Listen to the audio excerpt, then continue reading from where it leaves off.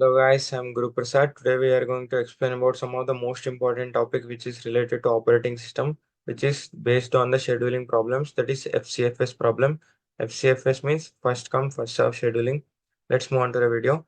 Introduction to first come first serve scheduling is in operating system. First come first FCFS stands for first come first serve scheduling algorithm. It is the simplest form of the proceeding scheduling where the processes are executed based on the arrival time. FCFS is non-primitive data type and meaning once a process is start executing, it will continues until its completion. We cannot change or we cannot insert or delete our elements while executing. How FCFS scheduling works. P1, P2, P3 are the three processes are given. Burst time which is given 24, 3, 3. Like 0 to 24, the P1 is takes the place. From 24 to 27, P2 will take the place. From 27 to 30, the P3 will take the place. In FCFS scheduling, the processes are executed in order to they arrive in the ready queue. The CPU is assigned to the first process in the queue until it's completed its execution. Once the first process finishes, the CPU is allocated to the next process in the line. Advantages of the FCFS scheduling is the FCFS scheduling is easy to understand and implement as it follows in the simple logic. It provides the fairness to all the processes as they are executed in the order they arrive. FCFS is suitable for the batch system where the turnaround time is not critical. Batch system is the oldest system which is present in the operating system. Disadvantages of the FCFS scheduling is FCFS suffers from the conveyor effect where the smaller processes are stuck behind the larger process. It may lead to poor utilization of the CPU time, especially if long processor arrive first. There is no prioritization of the process based on their importance or urgency. Next, the example of the FCFS scheduling is the consider the three processes arriving P1, P2, P3. There is a mistake in the diagram that is P2, that is P3. The P3 with a burst time of 10 millisecond, 5 millisecond, 8 milliseconds. And with FCFS scheduling, P1 will execute the first for the 10 milliseconds, followed by the P2 for the 5 milliseconds, then P3 for the 8 milliseconds. Then the total turnaround time of the three processes will be 23 millisecond in the scene ratio. The turnaround time will be equals to the burst time plus the waiting time. The addition of the burst time and the waiting time is equal to turnaround time. Next, the FCFS scheduling and the waiting time. Waiting time in FCFS scheduling is a sum of the burst time of all the process waiting in a ready queue. The first process has the waiting time of 0 milliseconds and the subsequent process wait for the completion of the earlier processes.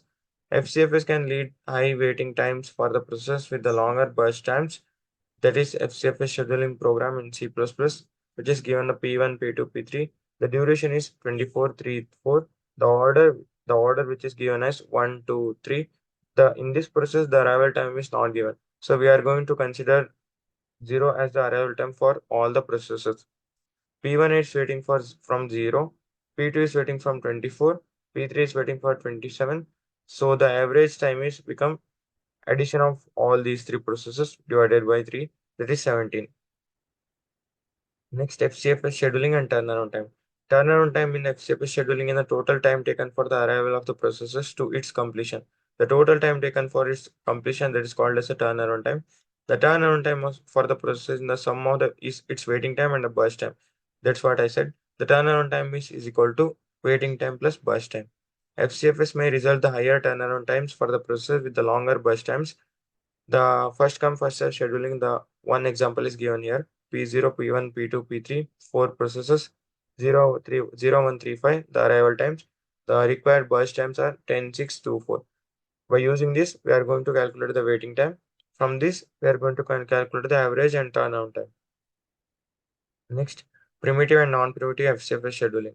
FCFS is typically implemented as a non-primitive scheduling algorithm. We cannot change anything.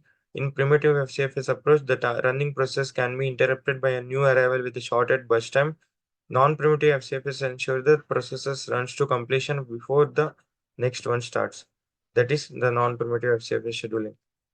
FCFS scheduling and starvation. Starvation can occur in the FCFS scheduling when a process with a long burst time keeps other process waiting indefinitely. To my vegetate starvation, priority based scheduling or arguing mechanisms can be implemented. The starvation can be impact the system performance and fairness in a process execution.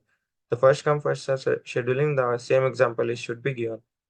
Next real world application of the FCFS scheduling, where the FCFS schedule can be used. FCFS is commonly used in a batch processing system where the simplicity and the fairness are prioritized. It is suitable for the scenarios where the arrival time is processes is known in advance. If the arrival time is given before itself, then the FCFS schedule will become very much easy. FCFS is not ideal for the real-time system or the situation where the response time is critical. Next, how we can improve the FCFS scheduling. One way to improve the FCFS scheduling is by implementing the priority-based scheduling algorithms. Another approach is to use the techniques like turn round robin or shortest job SJFS, shortest job next to optimize the process execution. Dynamic scheduling mechanism can also enhance the performance of FCFS in the modern operating system. Next, the final conclusion about the FCFS scheduling is FCFS scheduling is fundamental algorithm in the operating system known for its simplicity and the fairness. While FCFS has its advantages in the certain scenarios, it also comes with a limitation such as the convey effect and the poor CPU utilization. The understanding the characteristics and implication of the FCFS scheduling is essential for designing an efficient process management system. The CP scheduling is divided into two parts, primitive and non-primitive. In primitive, we have priority scheduling and long remaining job first scheduling. In non-primitive scheduling, we have shortest job first, then longest job first. In longest remaining job first, we have one more type, shortest remaining job first. In primitive, we have one more time round robin priority scheduling. In non-primitive data, in shortest job first, we have first FCFS, that is first come first serve. Next, one more in the longest, we have highly responsible ratio next. That is the one more type of the longest job first or the non-primitive data type.